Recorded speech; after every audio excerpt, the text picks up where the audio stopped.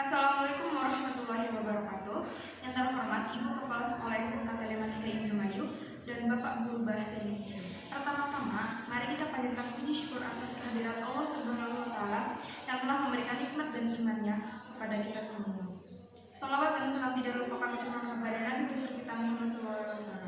Di sini saya akan berpidato dengan judul Bahasa Indonesia Pudar di Generasi Milenial. Bahasa menunjukkan bangsa. Itulah kata bijak yang sejak lama tertanam dalam benak kita. Bahasa kita adalah bahasa Indonesia. Bahasa yang bukan hanya menjadi kebanggaan dan identitas, tapi juga alat persatuan yang sangat berjasa dalam sejarah Indonesia. Namun bagaimana sekarang? Di era milenial seperti saat ini, masihkah ada kebanggaan menggunakan bahasa Indonesia? Salah satu kelemahan orang Indonesia untuk bersaing dengan orang luar negeri adalah bahasa. Kultur Indonesia yang tidak menggunakan bahasa asing sebagai bahasa pengantar membuat sebagian besar rakyat Indonesia hanya bisa berbahasa Indonesia. Kesadaran itulah yang kini mulai disadari. Keinginan belajar dan menggunakan bahasa asing mulai tumbuh. Namun, seiring keinginan belajar bahasa asing justru membuat bahasa Indonesia terpinggirkan. Banyak anak usia sekolah, terutama kaum milenial yang tinggal di kota besar, yang terlihat gagap berbahasa Indonesia. Banyak di antara mereka yang bahkan lebih fasih berbahasa asing daripada bahasa sendiri. Mengapa ini bisa terjadi? Keinginan mempersiapkan anak memasuki era globalisasi tentu boleh-boleh saja. Namun, jika itu mengorbankan jati diri bangsa, apalah gunanya? Saat ini semakin banyak ditemui orang tua yang tidak lagi menggunakan bahasa Indonesia saat berinteraksi dengan anaknya. Bukan menggunakan bahasa daerah, melainkan Inggris, Prancis, Mandarin, Korea, dan sebagainya. Yang pasti bukan bahasa Indonesia. Mereka berdalih, nanti anak mereka pasti bisa berbahasa Indonesia juga dengan sendirinya.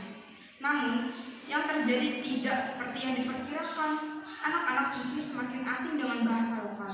Menjamurnya sekolah bilingual memperparah kondisi ini. Beberapa sekolah yang berlabel sekolah internasional mereka menggunakan bahasa asing sebagai bahasa pengantar kegiatan belajar mengajar. Bahasa Indonesia hanya menjadi salah satu mata pelajaran yang diajarkan hanya beberapa jam dalam seminggu. Kehidupan dan interaksi anak muda milenial pun tak lepas dari kontaminasi bahasa. Penggunaan istilah-istilah yang entah dari mana asalnya semakin menghilangkan wujud asli bahasa Indonesia.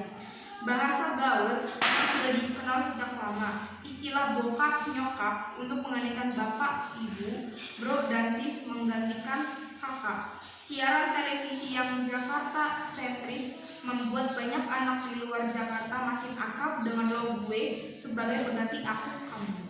Di era milenial saat ini, bahasa Indonesia banyak tercampur dengan bahasa asing kids zaman now, menggantikan istilah remaja masa kini. Wallace yang menggantikan santai, konon kata diambil dari kata slow yang diucapkan terbalik, serta masih banyak istilah-istilah yang sebelumnya tidak dikenal.